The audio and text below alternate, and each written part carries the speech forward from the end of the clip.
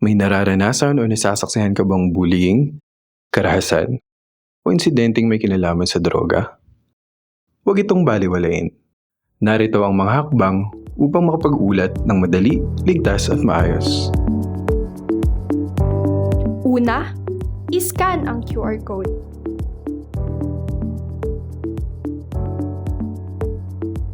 Pangalawa, piliin ang wikang nais mong gamitin.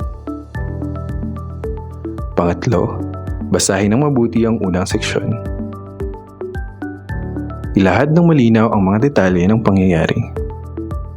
Ang tumpak at sapat na impormasyon ay makakatulong sa wastong pagproseso ng iyong ulat. Ikaapat, sa ikalawang seksyon, otomatikong napili na ang iyong paaralan dahil sa QR code.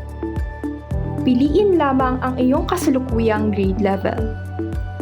Ikalima, maaari mong piliing ilagay ang iyong numero.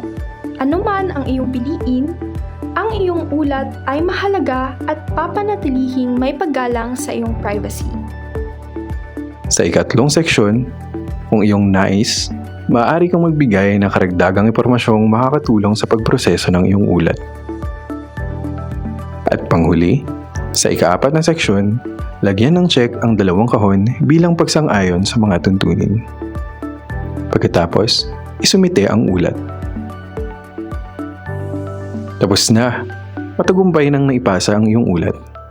Ang pag-uulat ng bullying, karanasan at mga insidenteng may kinalaman sa droga ay isang mahalagang hakbang upang mapanatiling ligtas ang ating paaralan. Ang bawat ulat ay makatutulong sa pagprotekta sa ating sarili at sa ating kapwa. Magsalita, makialam, makiisa.